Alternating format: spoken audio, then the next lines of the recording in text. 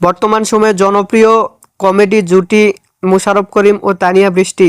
দিন দিন বাংলা নাটকের জনপ্রিয়তা বেড়েই চলেছে। সেই ধারাবাহিকতায় আবারও নতুন নাটক নিয়ে হাজির হয়েছেন জনপ্রিয় এই জুটি। নাটকটির নাম কন্ট্রোললেস মুখলেস।